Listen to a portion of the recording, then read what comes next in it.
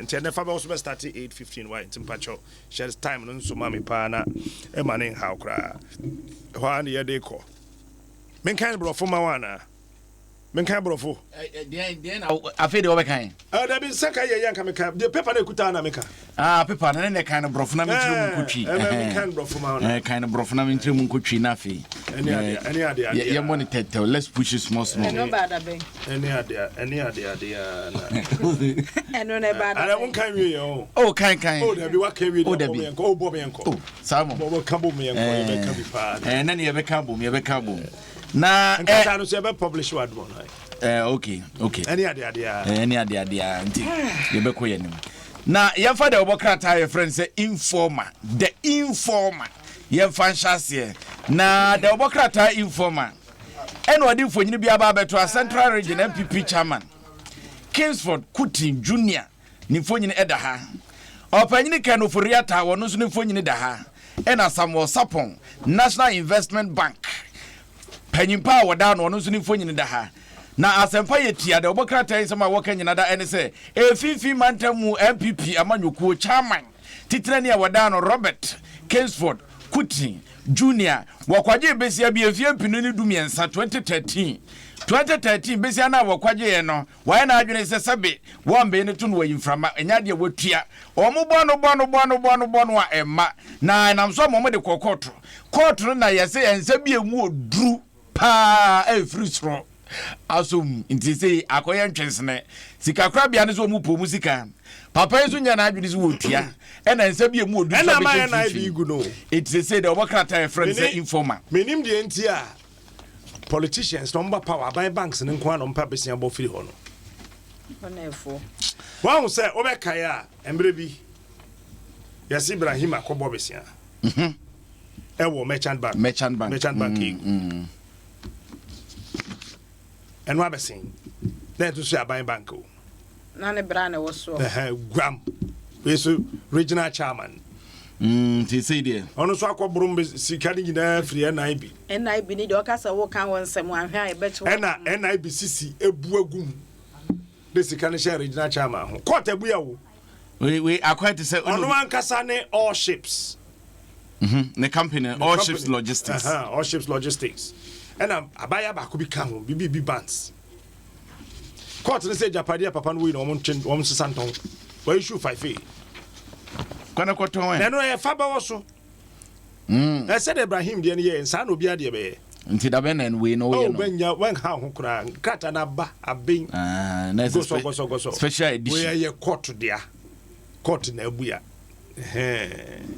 asemu sisa sika ni na I mean enti kwadwo besa we mepe bia menya bi menya sure obetimi anya bi they hear so do ho about the right people say last we catch us say Ghana no edi bi o ha kan odin ho a ebie kwan ye mokokoko ne ye bie won say mebi na mo odin bebre bi na that's why family say why somebody disappointment abem my summary odi na adi na boso kroma na yete no say edi bi o ha ikra wa ye mokokoko ne ye bie obetimi atena fie loan na wo pe no wo nkọ bank obete beba wo na da wo and our account in straight system enti kroma no edi bi o ha ye fa bi ababi abaso asesandin na ne ebi tie adokofo aka ho wo de my lord aka ho my lord ka de kokota before my lord the client ma yan kokot okay yan kokot obey out of court settlement on edi anko na be se chwe be edi anko ofori ataka ho evidence mu odo asamo fantasy say why hot dan kwa ka ho me de edi am person kam de kam di ho ya Dangote ombenha Dangote no unim eno no no krodu baby agise otuatua ranso na wowrem what is a businessman ya fasoro hofo no why eso obizo pesa stone boy flon the dada and if a stone it is like unya dimbi to say adodankwa ana kutin ne ɛno sa woduru NIB a ne woduru ha na se bie kwan ma nti no What NIB egu na politicians na egu no nipa nye NIB, ADB, commercial bank, banks ni nyina politicians. ene kuro ma wokɔpɛ besia pa bra wo bɛbrɛ ne sɛ de wani besia pɔkyere wo ho ansa no wanya bi bra wo bɛbrɛ eno kura interest aye de beto ma yɛmfa de bonkrata na kwadwo ne wo bon komasa no wie ya na opamo yɛmfa gane na informer na owie yo ma panyina be de etwe se lazy appointees will go daben itina sa question is nyana na hwa na lazy na se obi a be yi bia lazy o there be also lazy appointees also will go ti wa be go no na we lazy ebeti abase bia na nipa no nye lazy na bia na waye bibia ana bia mapanyin hu ne se nipa be ebi wa me ni nyina ade am ka se be no waye awie nti kona foforo ma yes lazy appointees will go se wo bia e be wo ti ko bia wo ye lazy dabi nyesa ebeti abase bia lazy ebeti abase bi so awie som sa si a ezeta adwene ni ba ko fu amambo ni kwa wie ya e de eti wasom kakra ko no amambo ni kwa wie na wo yego ene yemfa the Bokrata Ghanaian Times Emra kata fe to sudunum ena wosikade hene ena wosere se asumdwe beba ne mamu osaber martin edu otosumienu foni ede the Bokrata mu a wose na no mabunu bi e wokro mu oka wo mo homa ahimfe nyame nkwankwa mo ka gufom adan a wo mo se enema bi koso ahimfe wo a wo mo ntiase osaber ma se wo kama manse ate se oda so ayo hene die obehwesa asumdwe beba na woni a edi atitirasam ne nyambrasam so wode wo mo mamra amamra ne wo mo adi asia ha eno de Dr. Insia Asari Director General Ghana Health Service Infoniaba ni hunu bia na makai me doctor Dr. Kwame Edu Bonsafo Holy Care Specialist Hospital papa no bia na makai no especially during the basa no it's Dr. Bebia obi amawachi na osise se yesu ai konkon a yesu ai eye entini mu yade ye moja kwan no enemu sisie de stroke ba de akoma yade ba de yese cholesterol no akostro bad cholesterol akostro ama nipa enya yade ahodo wo se yesu ai kon awosa yade ahodo no eso sanse kwa na ekosro enkwada mpanin ene maburu no nyina obi a enya bi ne saso nti Dr. Penia wono ene wo hwe Ghana ya pomuden adwuma no so se woko a wo musai yekon obefa so a wo beyi ede afiri honom weyi the Bokrata Ghanaian Times na wode amayen yemfa daily guide mfanto aso na ise de we Ghana ni na nyamanhye na obeto ampacho petakra na yiwasum tie na tie opanyini Alfred Agbasi wo yome sese na japade yesi ye tuntun sansan beto so ne abodu dokomi na fei ye de tutuka wode wo man no enti wonsaka de Bokrata phrase daily guide a obehu wonsem na ha no se Mahama makes U-turn on Ghana cars yeso amapanyin da John Dramani Mahama Fanta John sese de waso apempa Ghana card no na nipa bi so na nya de betro ye din na kwan fa so kono no ma bi nkoye ni ade yeso apanyin kakra gran wakotro de din ti wa wo so nkonkotro din no na ne kode kotro essence utira nkoye ya na chese yi pemu ano no daily guide ense bi ka we ho ne wode bae ene daily graphic the Bokrata no so edibi aba ene na asama wode atudwa wo ne fa etoso edu miensa ho ho na ya na ema ne nsem no na krata ebubo fa so na pay wase ema ya wo kua dwuma ya dane no adwadie eye agri business na ye bo wo maba so se wo ma yade esanse enimi na nke sesete ema no wo mo hye mukase enti mema no kofa ba ne anoa ese de ema no ko no mo fa ba wo mo noanko a wo mo ne bi kodwa se kokoton de hwefie enti ne de Bokrata yi ebo ema wo de wo ho ewura sa enwuma no emu ase na wo sesese maslock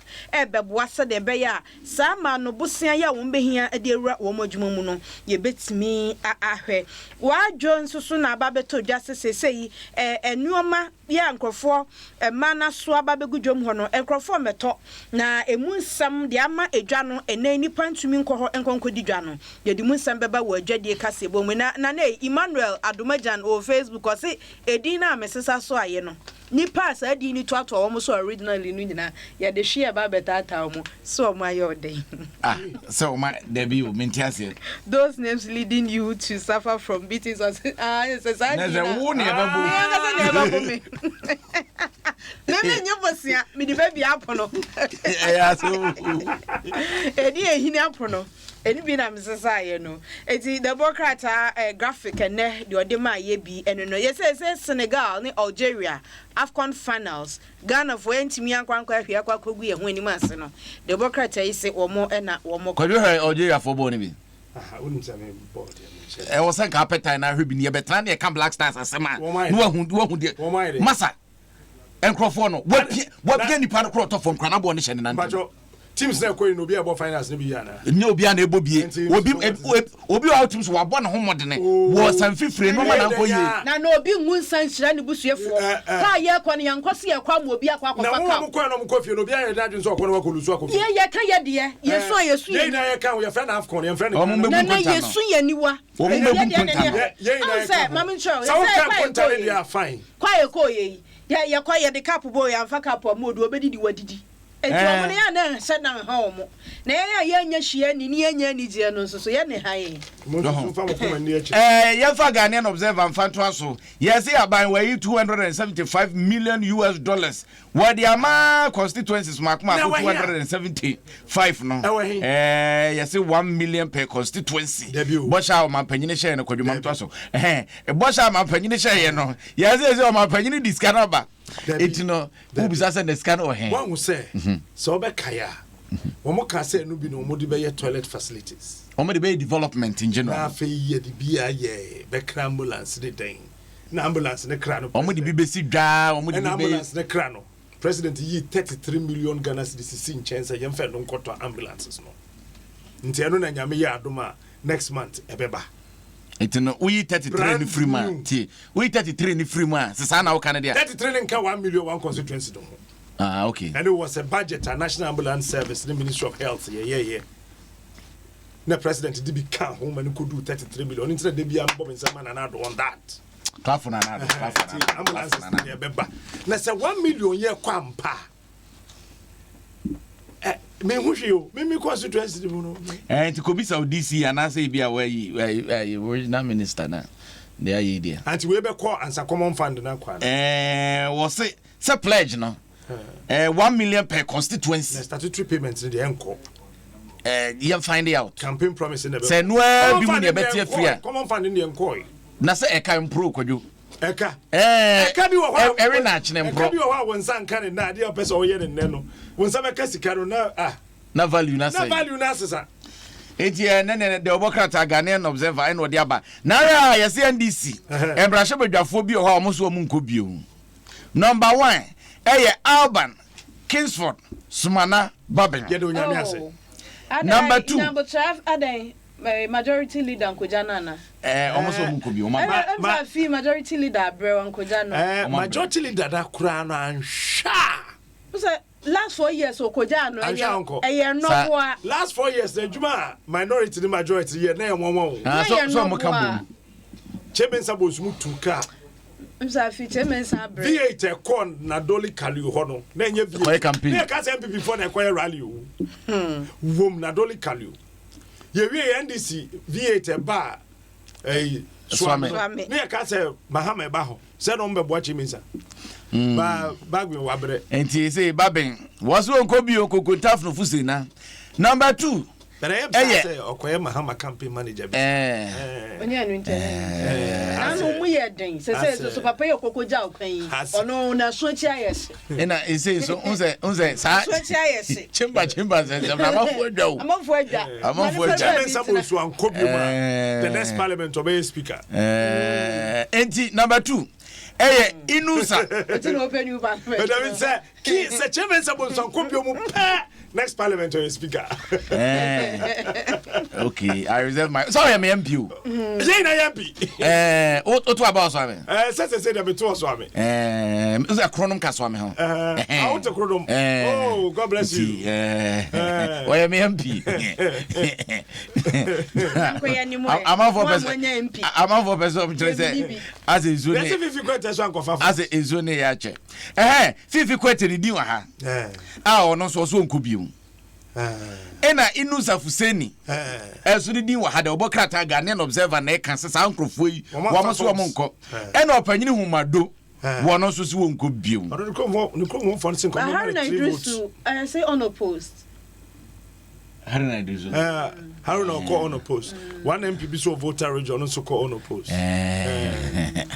Haruna your homework here. Why your homework here? Why your homework? NPP contestant here then about it's chamber no movie. Chamber here. I'll come on and you want to okay. Parliamentary Service Board. Oh, there is a question. Politics na yamba say be kan say me nyina ba wantin ka say mbesi agua no. Ka say mbesi agua no. Ogogwo tie yara o di say wutiri mu a. Onkwan na ya o say wo da ya so no. I say Chairman Sabo Subeye press conference or say senior.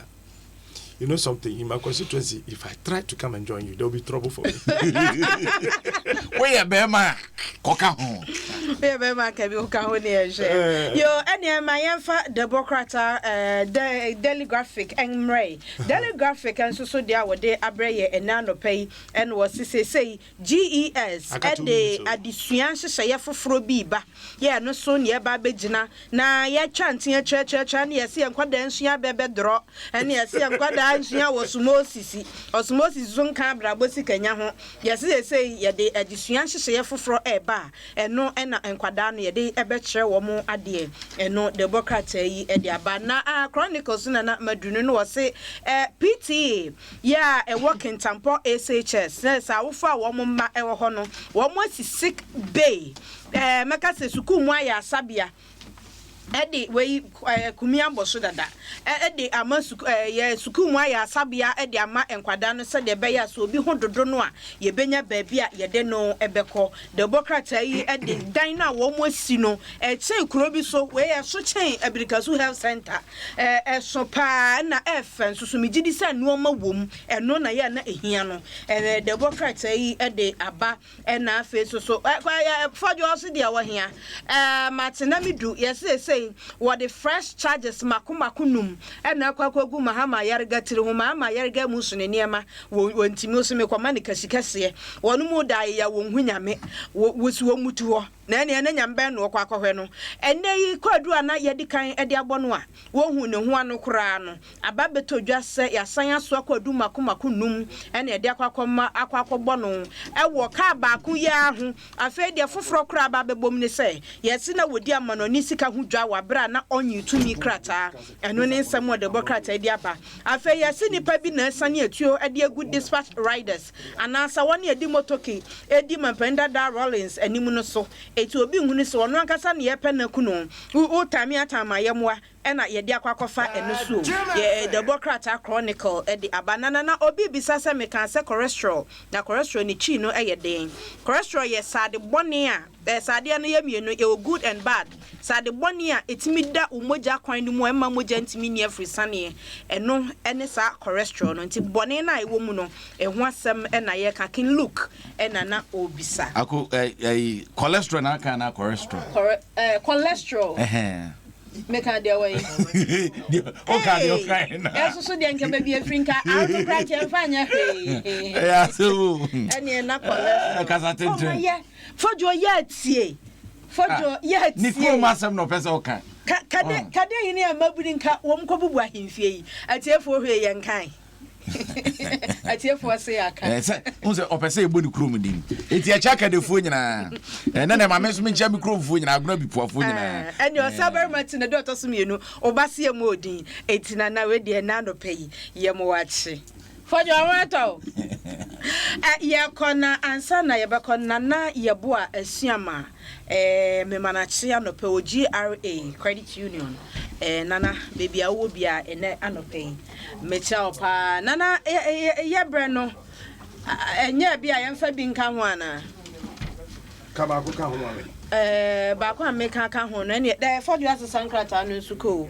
Eti ene teacher constituency ewo wiamo ase odene dia ba na Captain Aminu Jemi say opewo number Jemi Abdullahi ewo Facebook nana wi a obechero e de ato ase e de amount eti nana we de mienya amount ya de mienya amount fodwo ba be sesa ade enu nyina akọ eti eni fufuro bi a ye ka e de aka ho Brasi o Ebra so say ade fa be wo so Ebremu. Now Pan African Savings and Loans, Vitamilk.